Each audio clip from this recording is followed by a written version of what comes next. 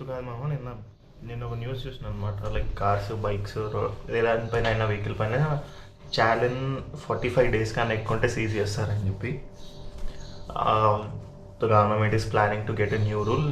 Central అయినా కావచ్చు, state అయినా కావచ్చు, it is none of the, నాకు ఆ మ్యాటర్ లేదు. బట్ ఫస్ట్ థింగ్ ఏంటంటే, ఛాలెంజ్ వేసారు. Why are you implementing so high challenge? Like I have an RN5 which is around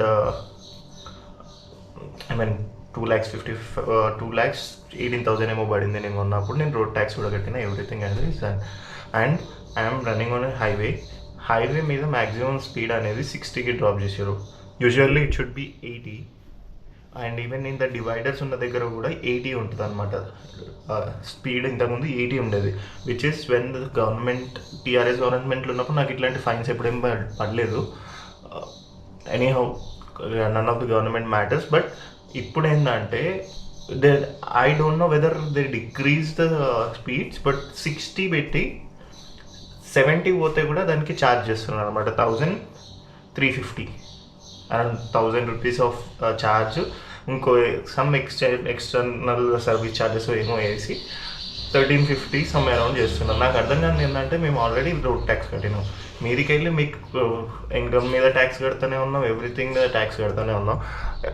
at the end of the point ఏంటంటే, if your implementing over speeding charge అంటేనేమో, over speeding అనేది 100 or above పోయినప్పుడు నువ్వు over speeding 1,000 rupees అంటే ఏమనవచ్చు.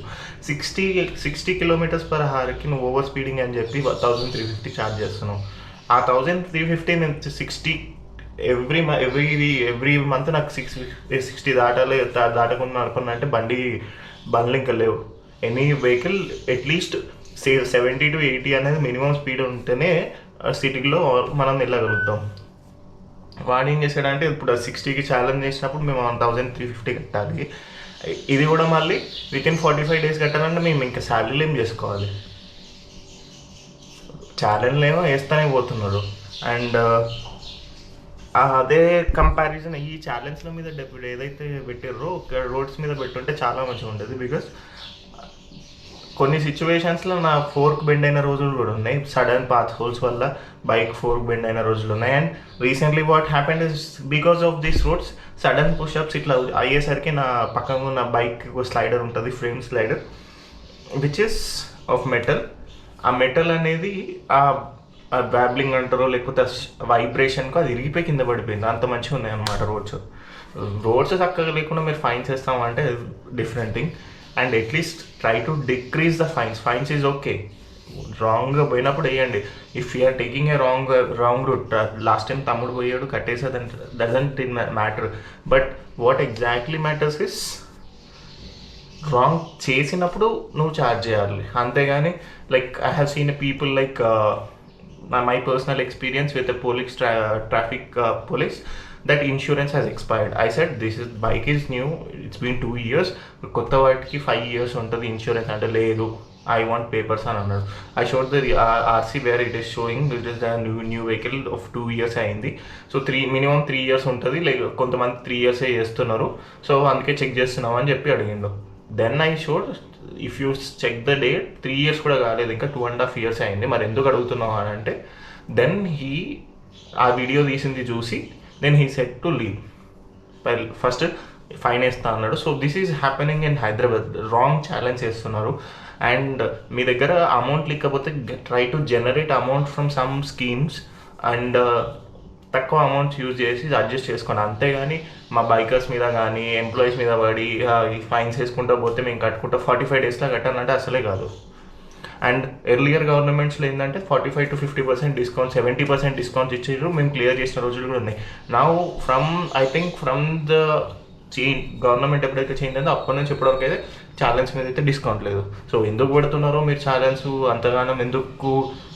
Compare to previous governments ఇప్పుడు challenge ఎక్కువ పడుతున్నాయి.